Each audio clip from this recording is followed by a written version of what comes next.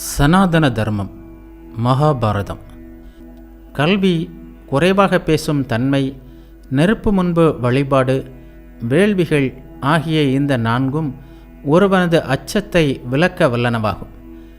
இருப்பினும் செருக்கு கலப்பின் பயம் விலகுவதற்கு பதில் அது அதிகரிக்கும்.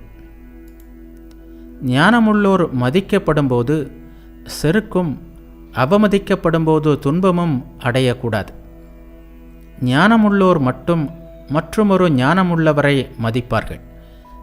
தீயவர்களால் நல்லொழுக்கம் உள்ளவர்கள் போல் நடந்து கொள்ள முடியாது.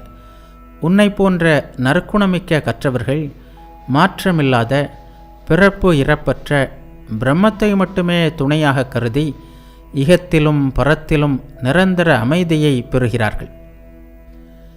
நான் நிறைய தானம் கொடுத்திருக்கிறேன், நான் நிறைய வேள்விகளை செய்திருக்கிறேன், நான் நிறைய கற்றிருக்கிறேன், நான் நிறைய நோன்புகளை கடைபிடித்திருக்கிறேன் என்பன போன்ற கர்வங்களே அச்சங்களின் வேர்களாகும்.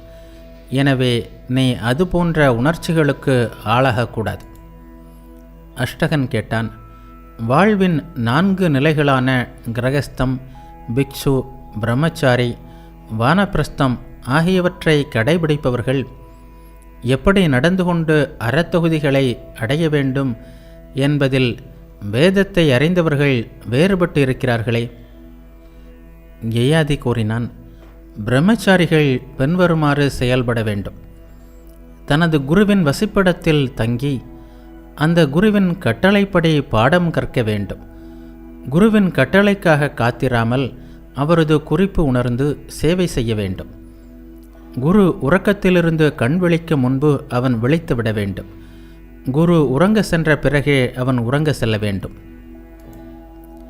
அவன் எளிமையானவனாக தனது உணர்ச்சிகளை தனது முழு கட்டுப்பாட்டில் வைத்து அமைதியுடனும் விழிப்புடனும் படிப்புக்காக தன்னை அர்ப்பணிக்க வேண்டும். அப்போதுதான் அவன் வெற்றியடைய முடியும். பழமையான உபனிஷத்தில் இவையெல்லாம் சொல்லப்பட்டுள்ளன. கிரகஸ்தன் நேர்மையான நியாயமான வழிகளில் செல்வம் ஈட்ட வேண்டும். அவன் வேள்விகள் செய்ய வேண்டும். அவன் எப்போதும் ஏதாவது தானம் தர வேண்டும். தனது வசிப்பிடத்திற்கு வரும் விருந்தினர்களை அன்போடு உபசரிக்க வேண்டும். எந்த ஒரு பொருளையும் அதில் சிறு பகுதியை ஏனும் மற்றவர்களுக்கு கொடுக்காமல் தானே எடுத்து கொள்ளக்கூடாது.